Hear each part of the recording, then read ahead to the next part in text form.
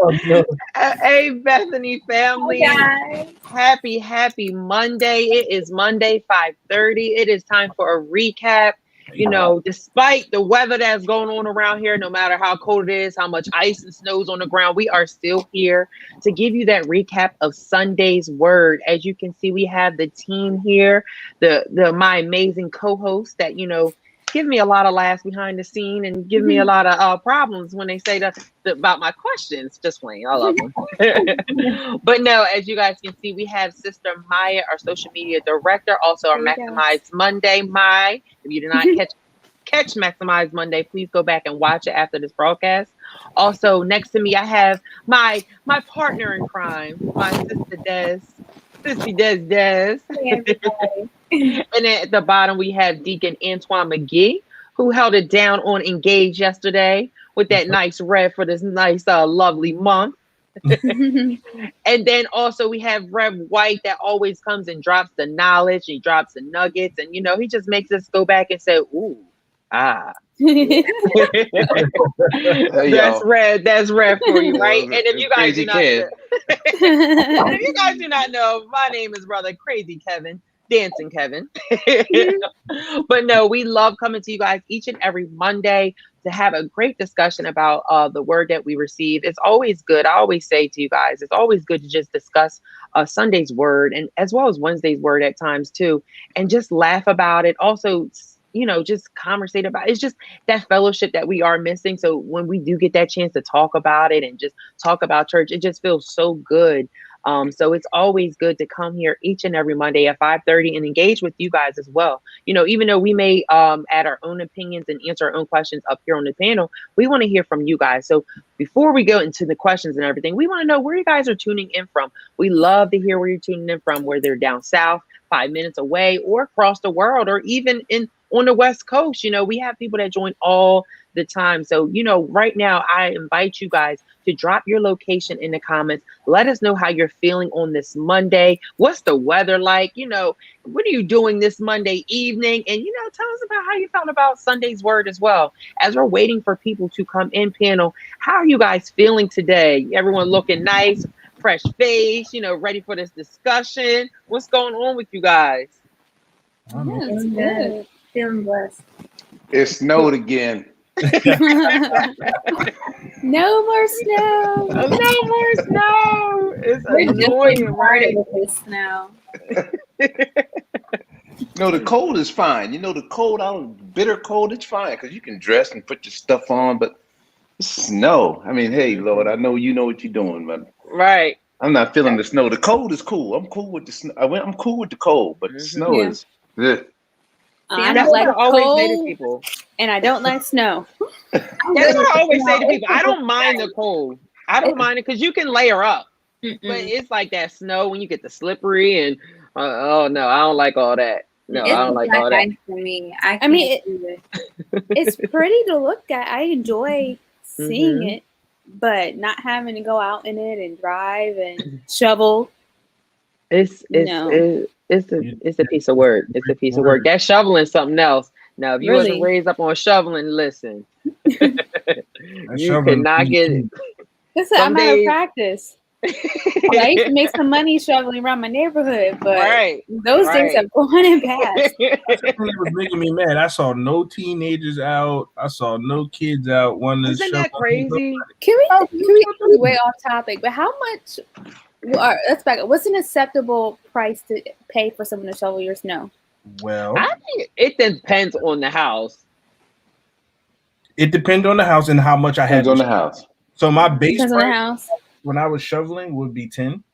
But then if I recognize that, okay, I got the driveway, I got your car, you want to do your sidewalks, so we're gonna bump that up to about 20, right? Okay. Someone came to my house and was charging $88. $88? Yes. With a shovel? With a shovel or with a plow? He had a plow.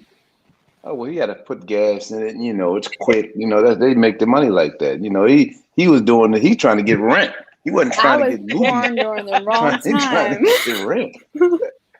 But I'm with Antoine. Back in the day, boy, it snowed like that. Me and my boys, we out. Yeah. We going to get that money. You see. Yeah. And I was out there too. You don't You don't see want that to do that. nowadays. You don't No, see you it. don't Really see that don't. nowadays. I would make like $200 per snowstorm. Yeah. Exactly. Easy. That was You had- easy money. You had a day off from school and you also made some money. That's so funny.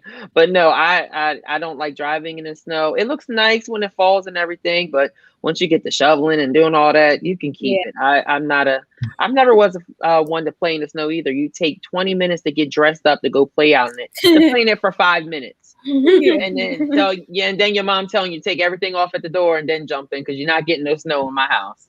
Well, I know none of y'all have kids, but when our kids were young, you get them all dressed up and they walking like this. And soon you get them dressed, they be like, I gotta go to the bathroom. Yeah. You better go play in that snow and then come back. So get ready. Oh my God. Something to look forward to. Right.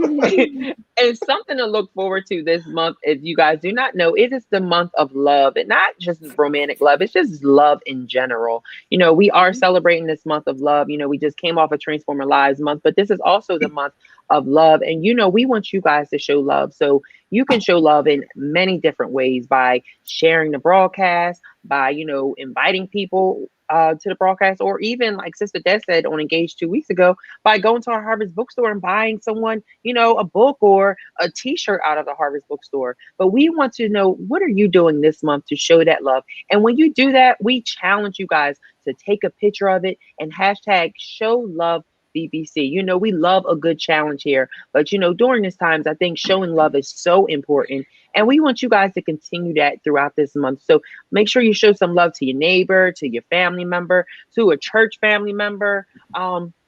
Let them know how you're showing love by tagging us, by doing show love BBC, and doing a picture. Right? What are some other ways they can show some love this month, y'all? Be nice. Shoveling for free. That's really showing love. No. That's a lot of love. Now that's a lot of love. But yes, maybe shoveling someone's driveway or sidewalk and taking a picture like, just got done shoveling, hashtag show love BBC, right? But no, we do invite you guys to invite someone and let them know what we have going on here at the Plaza, because as you guys know, even though we are closed physically, we are still working virtually, right? With all the panel discussions, with all the videos that come out, the content. And stay tuned. We have some good content coming up. I can't wait until it's posted, right? So This Sunday encounter, Bishop, he said we were wrapping up this series, but what, Bishop may something may just hit his spirit. He may just bring the series back the next week. So I'm going to say we're towards the end of the series, but I don't know yet. So don't quote me on it, right? But you never know. But Bishop this week, he did title this this additional sermon to this Shifting the Needle series, Gratitude. And I thought it was just a great way to end this series off by talking about shifting the needle and how it's, we're being stretched during this time, especially starting off the beginning of this year, right? So he came out of the book of Luke, chapter 16, verse 9. And, like I said, we are towards the end of this Shifting the Needle series. And Bishop has taught us how to shift from whatever dilemma we find ourselves in into the place of blessedness, breakthrough, faith, prosperity, and promotion. We have learned how important it is to put God first, no matter what situation we may be dealing with at any given moment. So, panel, I want to start off kind of different, since this is kind of like the wrap up of the series. I want to kind of do something different today, right? So, I want to ask you guys, what has stood out to you during this whole series? I guess it's like 6 weeks now that we've been in it. And how has it made you look at things differently going into this new year? Good question. I think it just made me look at all the things in areas where I could put God first. Not just financially, but time, talent, and even in areas of professional career and and hobbies. God wants to be involved in all those things. And this was a great message that opened up my eyes to say, okay, am I keeping him first? Am I putting him first? Where am I lacking in that area? And then also addressing that spirit of mammon. Are there still areas where I'm being controlled by that spirit or that pull for money? And it was just great. As I always say, like a buffer, to set us up for what's coming up next. Because I don't know where he's going to go from here, but what's coming up next. So I'm just thankful. I like that. Yes. Good. It's really like testing my cheerfulness when I give. Because a lot of times, like Bishop has mentioned, there are moments I'm like, oh, I could use this for this, or not even just financially, or it's like, I don't feel like doing this, or, it's like, he's given me these things. He just wants a little piece back. So it's like being cheerful about that, being enthusiastic about giving God what he is asking for, and not being so like nonchalant about it, and so kind of, neglecting or not neglecting. What's the right word? Trying to make it seem like I'm like, not really feeling it, So just being cheerful, being joyful, being grateful about it, and knowing that because he's given me these things to give some of it back to him so that I can receive more of it. So yeah, just learning to sit in my joy. That's all. I like that. And that's so true though, because I feel like during this time, since we have been out of the church for so long and people have been feeling so absent from the body, that cheerfulness of when it comes to giving, or when it comes to streaming, or when it comes to sharing God's word, kind of probably was tested during this time. I will say, a lot of things that's going on in this world, you're just like, God, where are you? So it is hard. Our faith has definitely been tested. So when it comes to that cheerfulness, when it is, being consistent with giving and everything, is definitely has stood out to me. I will say, just to piggyback off that, Sister Des, Sister Mai, Rev White. Oh no, I really enjoyed it, and I feel like I say this every time, but it really allowed me to be more reflective. I think it's easy to talk and say how you're a good Christian or whatever word you want to put to it, but are your actions living up to what you're saying? So am I prioritizing God and spending time with him, reading my Bible, prayer, and whatnot? Am I giving? Am I giving out of am I giving him what he's due, or am I giving him, just what I want to give because it's comfortable for me? You know what I mean? Yes. So it's really good just to be able to get a different perspective on things and to reevaluate where I am so that I can do better. We went into this in the start of the year, right? So I think it was perfect timing to set us up for what Deacon Antoine said, for what is to come. Yes, I like that. Rev White? Yeah, I heard words in there like, sitting in my joy, gratitude, reflection, and they all stick out to me. The one that really sticks out to me is in the joy, reflecting on everything. Where is our gratitude? And you think about all the churches out there, right, that don't have near the capability that the Lord has blessed Bethany with. Yeah. With the ability to interact and be able to see your pastor and hear your executive pastor, have these different platforms for folks to engage with that other churches just don't have. And there should be a certain level of gratitude attached to that, to the Lord, to the leadership, for being there consistently providing us with this. Just think, if for the last year you had absolutely no connection with your church, you couldn't go, and that this vehicle didn't exist for a whole year, right? So there's a high level of gratitude for me that's connected to that. And my prayer is that when we are back, that it causes a revival within the body of the congregation, that they want to do something. You deal with that whole 80-20 thing, in every area of our life, at work, but at church too. 20% of the people doing 80% of the work. Well, my prayer is that through this, that folks will get a higher level of gratitude, understand that, wow, God has blessed us. I need to do something to help move this thing along, because we've been blessed. We've been blessed for this last year. We have. We truly have.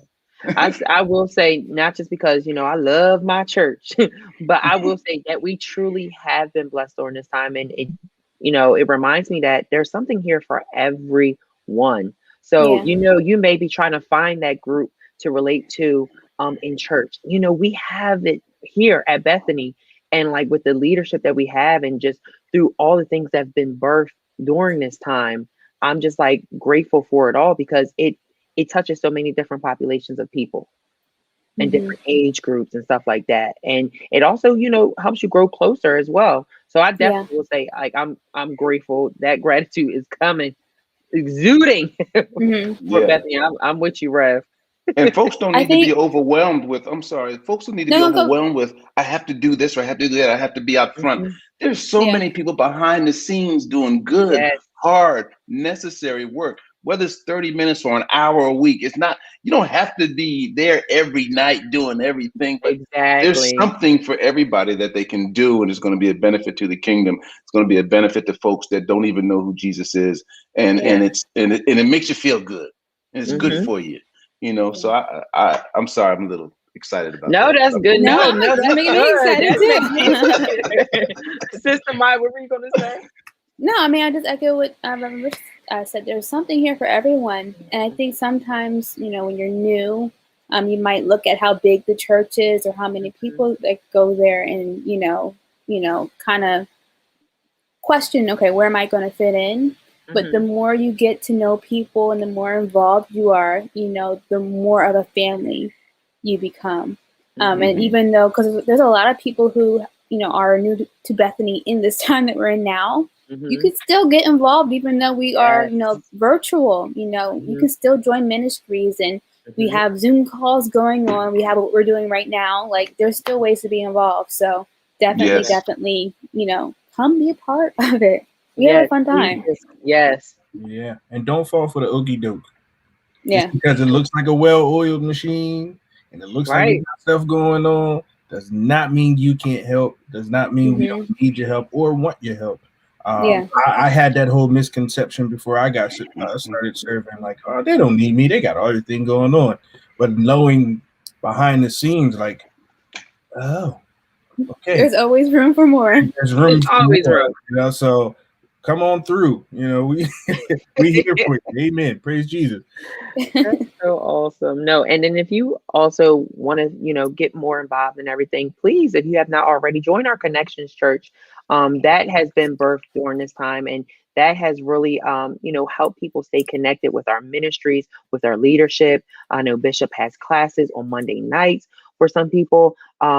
And it's, it's just another way just to stay connected during this time virtually. I know for myself, the ministries that I'm a part of before the pandemic, they still have Zoom calls and everything. So, like everyone has said, I just echo the same thing, that if you do, if you're feeling that you need to stay connected with us and you want to get more in depth with us, please join the Connection Church. If you haven't already, and something you can do, something small right now is by just, doing that virtual evangelizing, sharing the content, letting someone know that we're on and let them know what we have going on. And then also joining in on the conversation that we have going on right now. So please, I invite you guys to, share your questions, your comments about, just what you're grateful for in this new year, and that gratitude aspect that Bishop was talking about in this past Sunday sermon. Amen. So we learned from last week that when we are distracted from behaving righteously in our stewardship, we are probably candidates for the spirit of mammon operating in our lives.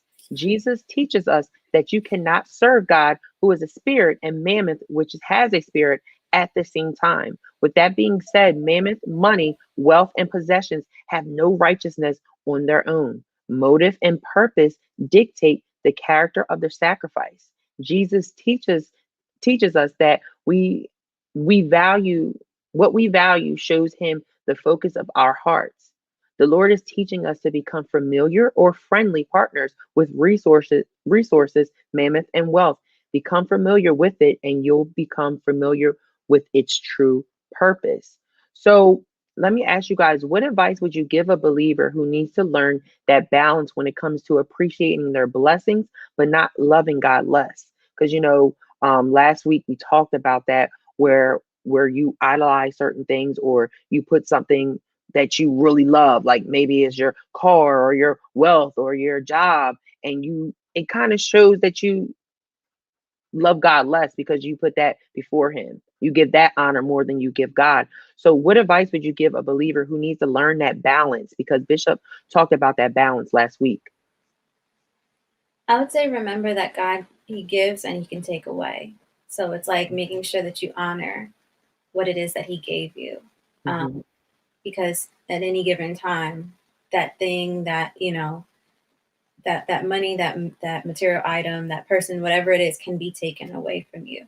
So you want to make sure that you keep God first in front of all of those things, so that if that thing does get taken away, it's not such a catastrophe for you. I agree. I think it's important to be humble, because I think it's easy when you start, doing well. It's easy to be, okay, check me out. You know what I'm saying? I got this. Right. Check me out. But like Desert said, he can give and he can take away. So I think it's important to remember that and to give him praise. When you're sitting in your ride, God, thank you for allowing me to have this mode of transportation, because I could just as easily be walking the street, riding my bicycle, whatever. Thank you. Thank you for blessing me in this way. And just having that be a reminder. Thank you, Lord. Thank you, Lord. Thank you, Lord. Yes. And I will say, just to echo that, I always say, whenever I'm blessed with something, I already have a problem. I always make sure everything's clean and everything. But on top of that, I always say, God bless me with this. So why would I abuse it? So whether it's a car, don't abuse your car. Don't run it down like it's nothing. Or if he bless you with a house or apartment or something, don't trash it, because God bless you with that. So if he says, all right, I'm gonna bless you with this, but you can't take care of that. So why am I about to level you up to the next blessing? Right? Yeah. So that's just what made me think. But Rev, Deke, you want to add to that about giving those people that advice about that balance of, appreciating your blessings, but not loving God less? Certainly, what Sister Des said is I think it strikes. When you live a few years, you got a few years under you, like I do. God will take some things away, and many times when he takes them away, we start doing things to get it back. So okay, well, I'm gonna start giving, I'm gonna start reading, I'm gonna start praying, so I can get it back. And that's not what we should do, right? If God takes something from us, we shouldn't be looking to get that much thing back as much to be trying to focus on what it is God would have us to see, because we may get it back or we may not once he takes it. But there is something else for us that he wants us to see. So let's focus when those things happen, get the lesson, learn to focus on God, what God is showing you. But we don't have to go that route. Now, certainly there's going to be times in life where things are taken, but God gives us a guidebook for a reason. Like my dad used to say, you can either listen to me or you go outside and get hit upside the head with a bat. You're going to learn one way or the other.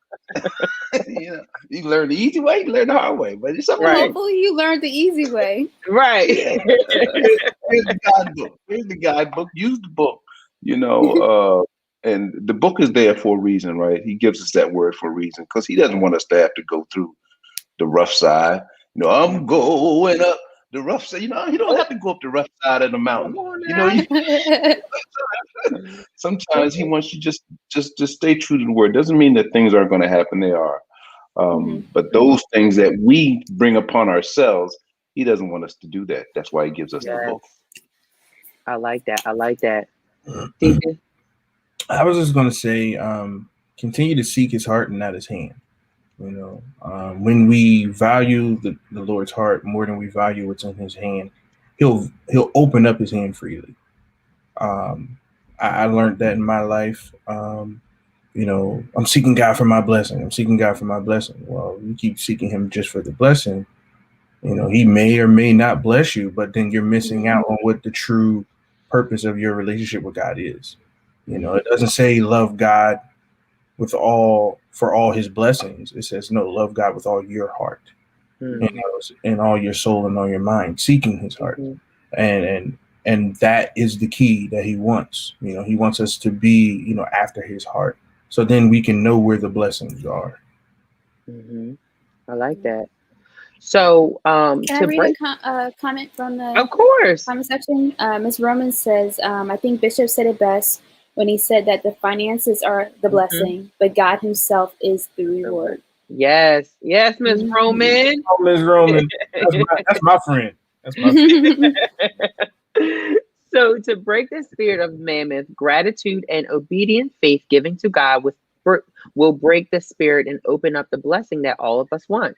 We learned that generosity is impossible without gratitude. Generosity is the fruit of deliverance from the spirit of mammoth. A lack of gratitude or displaying entitlement is a signal that you have been seduced by the spirit of mammoth.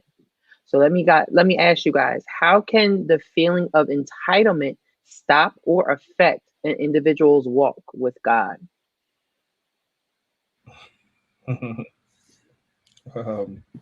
Somebody else could go because I'm still, but it can make you view God as like a vending machine almost, like like you expect for God to do for, and like not even expect, like you almost demand for it to happen. Like I'm giving you this thing, I'm giving you my talent, my treasures, my gifts.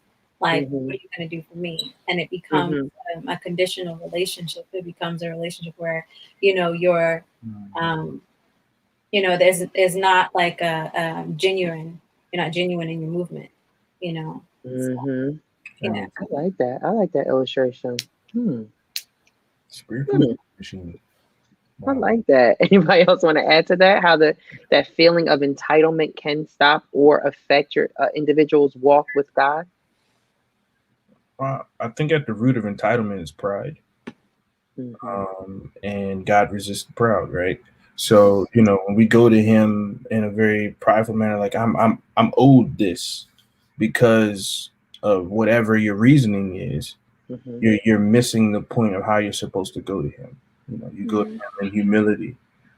You go to Him, as a child.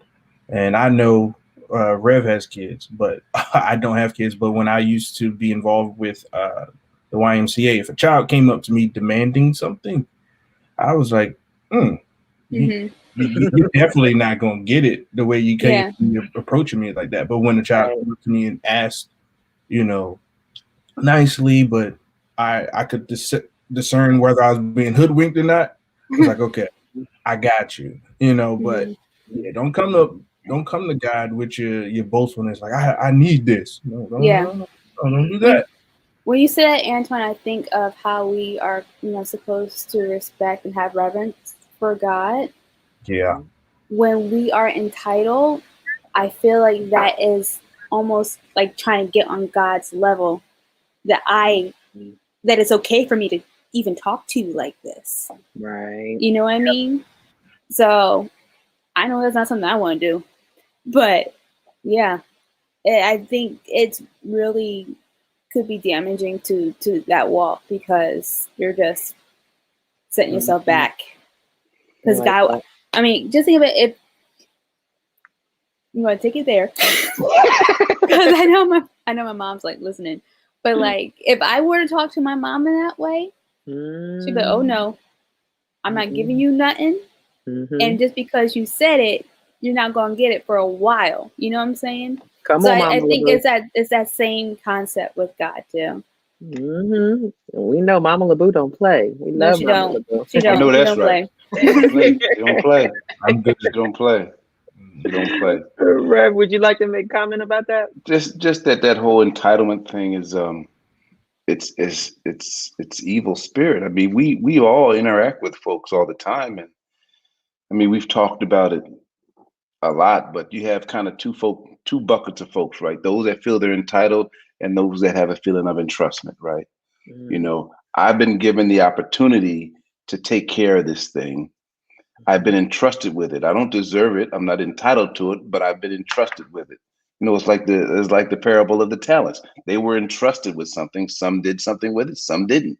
You know, so but you have those folks that have this sense of entitlement. You can even see it when you're walking in your day-to-day interaction. You see these folks that they believe they deserve this, whether it's just somebody in the store that cuts in front of you or somebody that you know that looks down on you for whatever reason, who knows, or those folks that have that sense of entrustment. It's really easy to discern amongst people, and there's no lead for that entitlement spirit is certainly not of God, where we've been given all these things from him and he has entrusted it with it. And, you know, who he was faithful over money, over little will be given more, you know. And so we have to, you know, kind of stay true to that. I like that. Yeah, I like that. What do you think about that, Kev? About me? Yeah. Oh, me? What do you think? What do you think? I think I will echo like what Sister Des said. Like a vending machine. Like I just feel like when you think you're entitled to something, you feel like you're better than something. So like if I feel like I'm entitled to certain things, I feel like I'm too good to go through certain struggles and certain battles, because like I always say, when I'm going through something, yes, it's hard. But I also in the end and through the process, I'm praising God through it, because I know that I'm learning something through this. I know that this battle is going to teach me something. It's going to prepare me for the next battle. But if I felt entitled, I would say, oh, I don't need to go through this because this, that, and the third. So it's basically, in my eyes, in my opinion, I feel like when someone feels entitled to certain blessings and stuff, they're questioning God of saying, oh, do I need to do this? Do I need to do X, Y, and Z? So it just goes back to what Sister Des said about that whole illustration about the vending machine. Like, okay, if I put this in, I should be getting this. Like if I put A4, I better be getting some Sour Patches. It's not like that.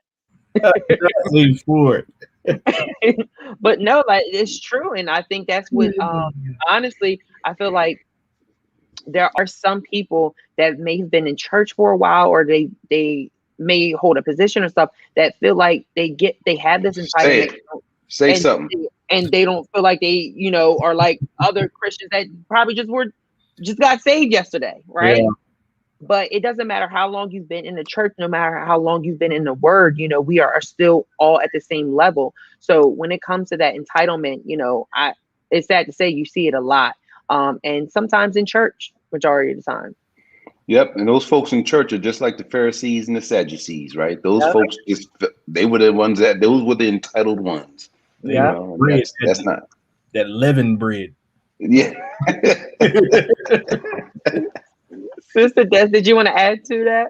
Oh yeah, I also think that like when you're entitled, that anger comes with it too. You know, because not to like bring up old stuff, but I kind of when you started to talk about the people, it brought me to like things that are currently happening in our world today. So like the people who stormed the Capitol, they felt entitled to do so.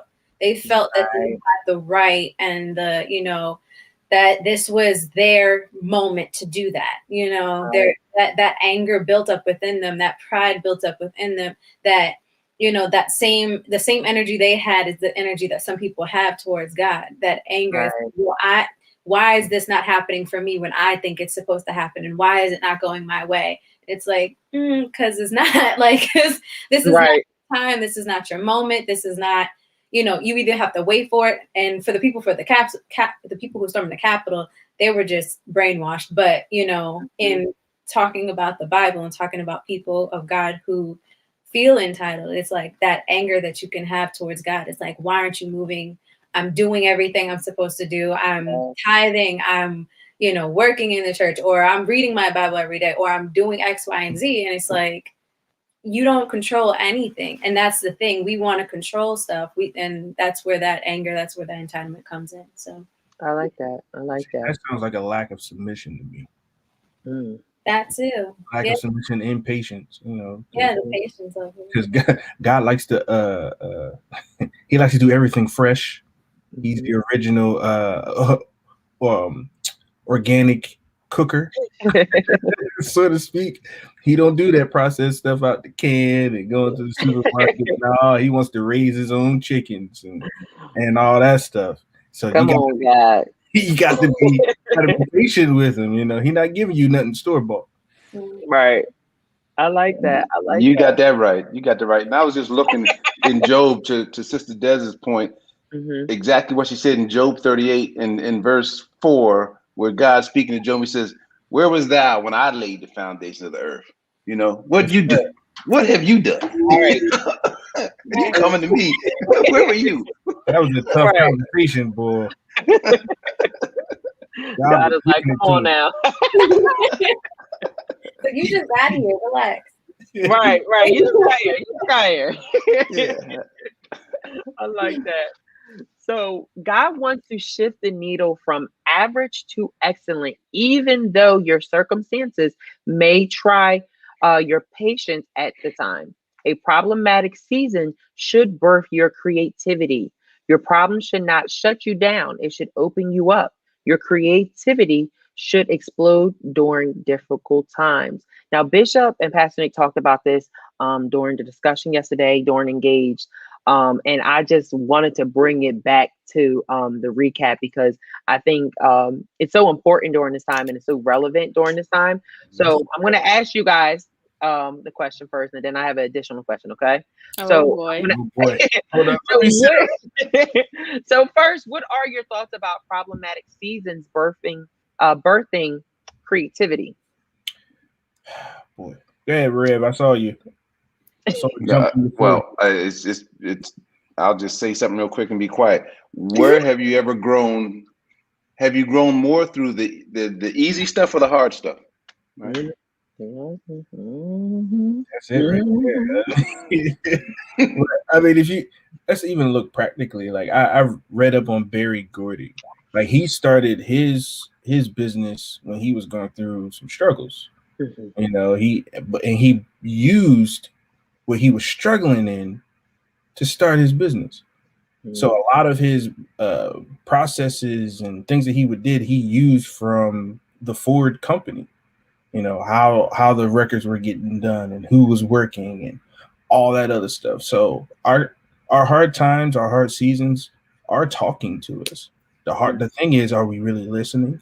Are we paying attention? You know, are we searching inward instead of outward, as Bishop likes to say? Because I know for a fact in 2020, there was some struggles. There was a lot of things going on with people being out of work and having to step up and do more. I was like, okay, God, I can't work a 9 to 5, but what can I do? I can't work another 9 to 5, but what can I do? And things started to come out like, okay, this is the time to do this. This is the time to do that. This is the time to do that. It even can start with you reading about it first. You know, have your first step, get some knowledge under your belt before you spurt out your mouth what you want to do. Have a meeting with God, you know, sit down at the table, bring out everything. All right, God, this is what I got. And let him talk to you, you know, about what's on his heart concerning, you know, the season and all that. So yeah, definitely our creativity should spurt during hard times. Look at this. This is the product of creativity. You know, all the stuff that you guys are seeing week in and week out, it's a product of individual and collective creativity. And it's just a beautiful thing to see and witness. And the best is yet to come. I like that. Go ahead, Sister Mai. I'm a bio major. Okay. Seeds grow in disturbed ground. It's disheveled. It's mixed up. Where's the cash at? But what makes Minister grow is how you fertilize it, how you water it, and how you care for it. So I think it's the same thing for us. You know, we have to make the best out of the situation that we're in and fertilize it, you know, get new skills, learn new things, and use those to help grow you and to help spark new ideas, you know, that are growing from the situation that we're in. Yeah. I love that. Sister Des.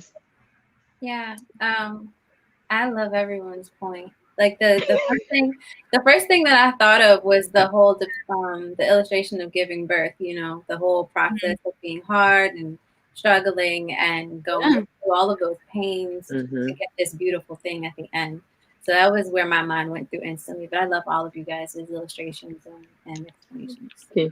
So now, with that being said, you know, we have so many creative people here on this panel. And what I love about our panel, I love all of our panels, but what I love about the recap is that we are all in different fields, and the way that we all bring it together and have a discussion about it is beautiful to me.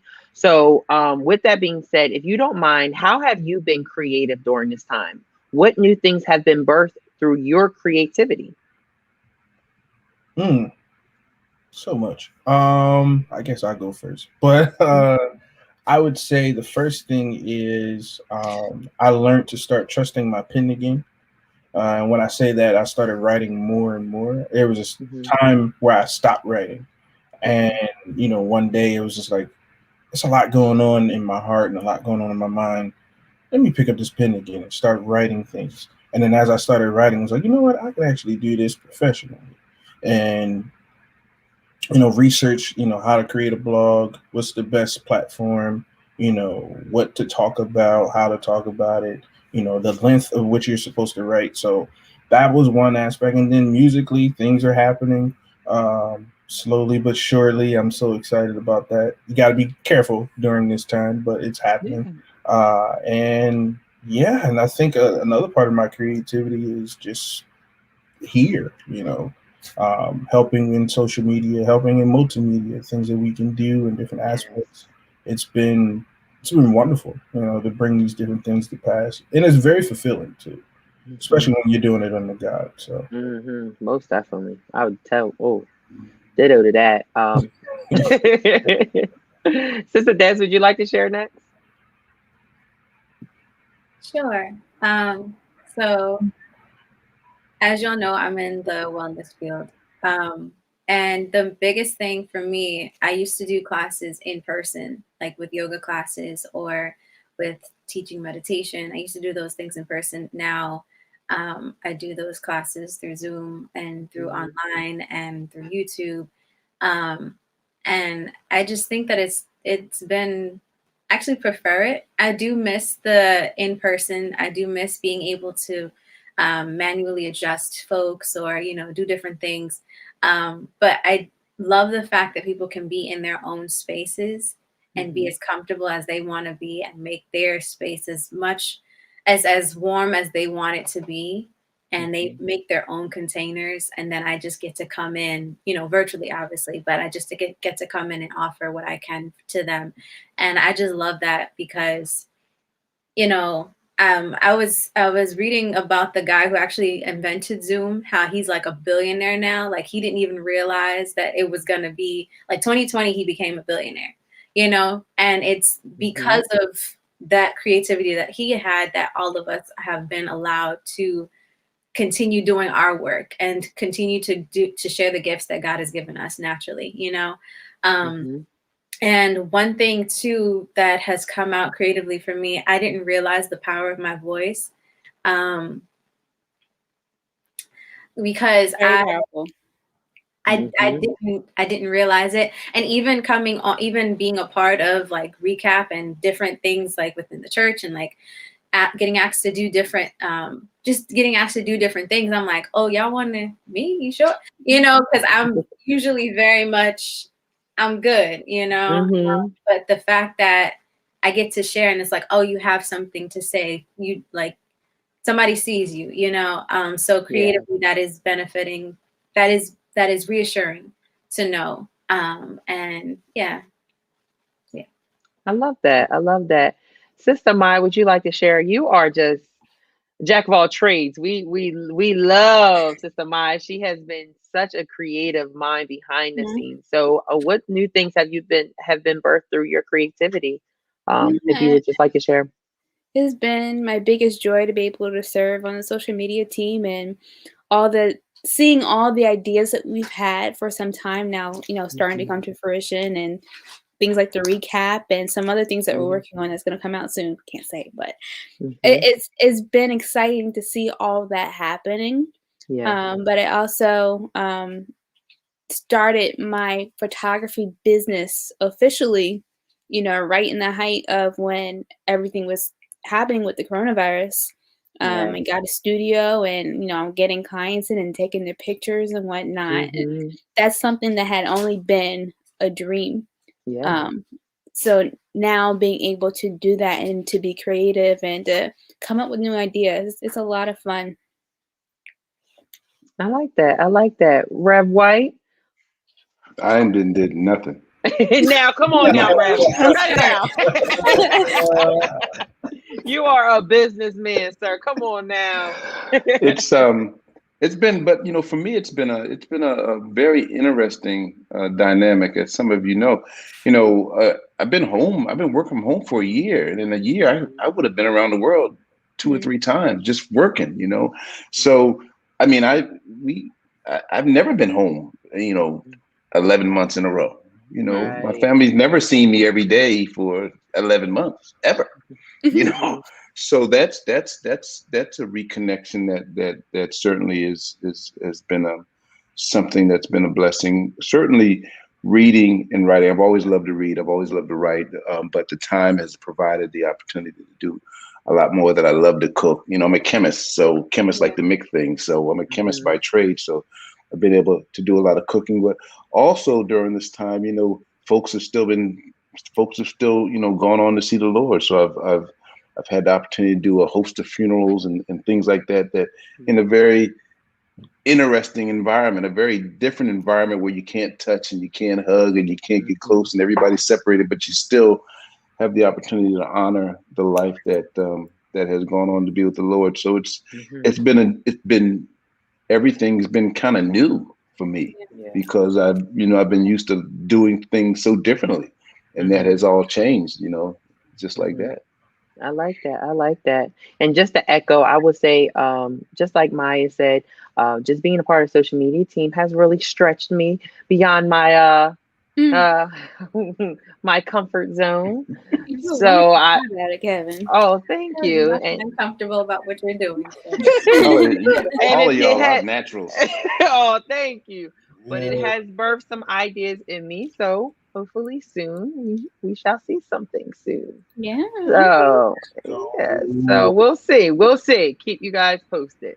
But no, I did love that that point that Bishop and Pastor Nick made yesterday on the discussion because a lot of people looked at this pandemic and yes, it has really been affecting us, emotionally, and mentally as well. But a lot of people have been blessed during this time. And I can say that I have been blessed during this time and my family's been safe and blessed. So I'm grateful for that. It goes back to that gratitude that I'm grateful for that and grateful for all the new things that have been blessed through my creativity and through this time.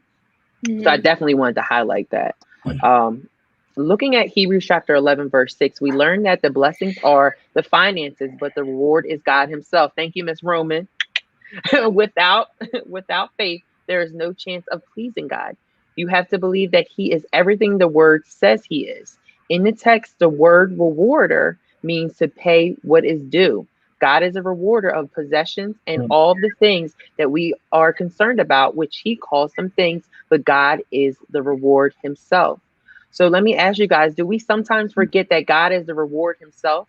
And do you believe that the lack of consistency that we display make us forget that he is the reward? Can you ask it one more time, Kevin? Yeah. So do we sometimes forget that God is the reward himself? And do you believe that the lack of consistency that we display make us forget that he is the reward? I don't think we forget as much as we may get distracted, right? Life has a way of distracting you from sometimes what's important. Certainly if you start your day with prayer and you end your day with prayer and you're talking to God throughout the day, but life can still distract you. So for me, I don't think it's so much of forgetting as much as, times when things are a distraction. And sometimes when those distractions come, you got to let them play through and get back to what you should be getting back to, and that's putting God first. Yeah, I like that. Distractions are going to come. Yeah, I don't think we, like you said, Ref, I will echo that. I don't think we forget. I just think we get distracted with our everyday lives and stuff like that. And sometimes it makes us put God on the back burner, even if we don't mean to. So I definitely think distractions do play a big factor in that. Would you guys agree? Absolutely. I agree. Yeah. As the good Reverend Trader would like to say, 3 degrees of separation can make you go far distance away. It doesn't take much distraction, just a little hair.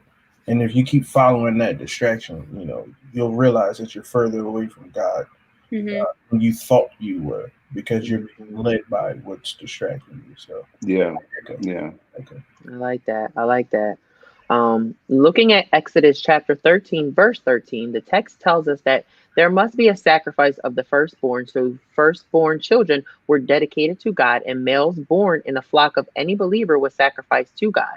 That sacrificing of the firstborn child and the sacrificing of the firstborn livestock was redeeming both of those categories. Redeem the firstborn son by dedicating him to God, like Hannah did with Samuel, and then you redeem the sacrifice animal, which the Bible calls redeeming the firstborn. So the firstborn is clean and sacrificed or dedicated to God, which means the unclean or the rest must be redeemed. This means that we are born unclean and must be redeemed by the clean, and the clean in our life is Jesus Christ. The clean must be sacrificed so the unclean, which is us, can be redeemed. This principle will absolutely shatter and destroy the spirit of Mammon off your life. It is the foundational and spiritual truth of tithe and offering and first fruit. Jesus was God's first fruit, which means God gave Christ first. This is why the only way God can see it is that the first portion, that tithe or first fruit, must be offered. So in the beginning of this series in January, I asked you guys about your thoughts on the waters of 2020 receding and the mountain of opportunity called 2021 being revealed. Now that we have experienced this series, how are you going to shift the needle in 2021? Oh, Kevin. Oh boy. Okay, somebody else can go. And this is the final question for tonight. So take your time. I'm processing so much in my head. I think it gives me clear direction and how to move and proceed, through the rest of this year. A clearer mindset. Just to keep him first, and no matter, regardless of the distractions that are going to come up, continue to keep him first and to not see the things, as the blessing or the things that are going to take that focus. You know what I mean? And so, yeah, I'm excited for what's, to come in the rest of 2021, but I definitely have a better confidence too, because I know, okay, if I continue to keep God first, I'm going to be okay. I like that. And I would say, we learned this a couple years ago about that time, talent, and treasure, but that kept, repeating in my head during this series about, prioritizing God and, prioritizing him in your time, in your talent, in your treasure. So I think for me, what I'm going to do by shifting that needle in this year is making sure that he is present and prioritize the first priority in each area of my life. We have a Facebook user who wants to know where you're getting your questions from. I just watch service and they just come to my head. I just write them down. You got it, bro. He's an intellectual, you see. Oh, thank you. I try. I'm going to make I'm shifting the needle this year by making a conscious effort to remember that I have the right to choose, that I have the power to choose. I can choose joy every day. I can choose to stand in my purpose every day. I can choose to honor where I am, because I think that so many times I've allowed things to just sway me and throw me off course and steal my joy, steal my happiness, steal, I'm thinking that's, even when a situation doesn't go my way, like I still have the choice to mentally go like, okay, this happened for a reason. Let's move forward. instead of sinking into this sadness, sinking into this low, this valley of depression, or you know what I mean? Like I can keep growing and continuing to be happy and to be full and to be joyful. So that's what I like. I am like 10 toes down walking in joy this year. So I like that. You better shift that needle. That's what I'm talking about. I guess for me, just going to shift in commitment, shift in accountability, shift in consistency as well, in all areas, because I noticed, in not just in 2020, but just in seasons of life, that those are the areas where the needle goes a little throttle, but I want to keep it at a steady, going forward. And, as Des was saying, this year I choose me, and in choosing me, I choose God at the same time. Because a lot of things have tried to rob and take away from peace of mind and from the things that, that's in my heart to do. And I refuse to let that happen again. Being centered, having joy, having peace is a top priority for me. So if something's robbing me of that, you got to go. You got to go. I like that. And Rev, how are you shifting the needle in 2021? I think for me, it's just want to end the year better than I started the year. And when I say that, it's, you find very few people that are successful, whatever that definition means to them, spiritually, personally, relationally, and professionally. And as we come to the end of this year, I want to be better in each one of those areas. I want to be better spiritually. I want to be better personally. I want to be better in all those important relationships, and I want to be better in my chosen profession. Not that those areas are bad, but I want to go to that next dimension that we always hear about from Bishop and Pastor Nick. So that's how I want to shift the needle in 2021. That's beautiful. And can I read a comment from Facebook? Of course, please. This is from April. I will choose to shift continuous love when I'm confronted or around people who aren't in the same mood. Amen. I love that. Come on now. I am with you on that one, April. That is so true. And we want, if you're watching this broadcast later, drop your comments, whether you Word Impact on Wednesday or Engage next week. Let us know how you are shifting the needle into this new year. And then also going back to our Show Love BBC challenge. Like I said, Bishop said he had concluded with this series, but you never know. The man of God may come back with another layer next week. But if you are interested in getting this whole series and the sermons that we get each and every week, show that love and go and purchase it at the bookstore and, bless somebody with it. I think it was an amazing series to start this year off with 2021 coming off of, 2020 and going into 2021. I think it was a foundational sermon and series that we needed to, go into this new year. So like I always say, please, please, please go back and watch it, because this is a little bit. Oh, we got a little bit. I missed it. Celebrate the small victories. Yeah, you gotta celebrate the small victories. You got it. We got it.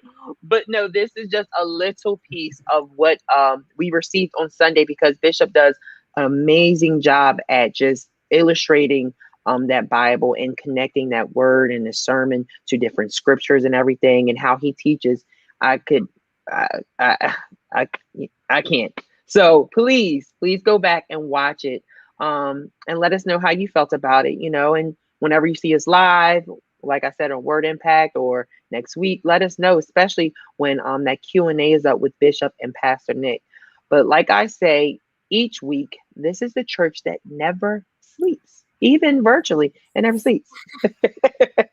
So we have a ton of things going on this week, and we want to prepare you guys. So like we do every Monday after this recap at 7 p.m., we will be rebroadcasting the encounter service that we experienced on Sunday. So, you just got this recap, you got the little highlights and points to it. Now apply those points to the rebroadcast at 7 p.m. as you watch it. And again, show that love and let someone know that we're rebroadcasting the encounter tomorrow. My women. Woo! Shout out to the Diamonds Women's Ministry tomorrow, Tuesday at 7 p.m. Please come on out. Please let whoever know. Let them know that Diamonds Women's Ministry is having a special discussion tomorrow, 7 p.m. Like I always say, we get fed on Sunday as well as Wednesday with Word Impact Gathering. And I caught a little bit of at the end of Maximize Monday, and Pastor Nick said the title of this week is going to be something, and he won't reveal it to us until Wednesday. So I'm excited to see what it is. They are talking about prayer, and I'm sure when they come with those titles, they come with those catchy titles. So watch us at Word Impact Wednesday at 7 p.m. Thursday, Sound Mind panel, mental health panel. Sound Mind has been blessed during this time, and it has been blessing so many people as all of our other panels, but especially during this time, the Sound Mind is so important. So I want you guys to please tune in Thursday at 7 p.m. And then, if you want to come back for some laugh and some shade and some real talk, you can come join us on Fresh Friday, this Friday. You will see some familiar faces on there with our leader, Pastor Nick. He likes to throw some shade in there. We like to have some good fun on Friday. So please join us Friday at 7 p.m. and then On Point Radio at 9 a.m. as well as Emerging Worship 6 p.m. Saturday, and then a full day of the encounter on Sunday, 8 and 11, as well as Engage in between that halftime show, like Keefe says, with the Q&A in between, and then 10 Times Better Man series Sunday, 7 p.m. We're bringing it back, right? Woo! You thought we were leaving in 2020? Nah, it's coming in 2021 too. So please make sure that you tune in with us. And then next Monday, Maximize Monday, and then recap again at 5:30 p.m. Panel, as always, such a beautiful job, beautiful answers, beautiful opinions. Love it. You guys make this so much fun, and you make it easy for me to come up with the questions. And we also love you guys, and thank you guys for tuning in and sharing and posting your comments and liking. We truly do appreciate it. It does not go unnoticed. And we'll see you at 7 p.m. for the rebroadcast, and then the rest of the week. See you, Bethany family. Love you. Be blessed. Bye, guys.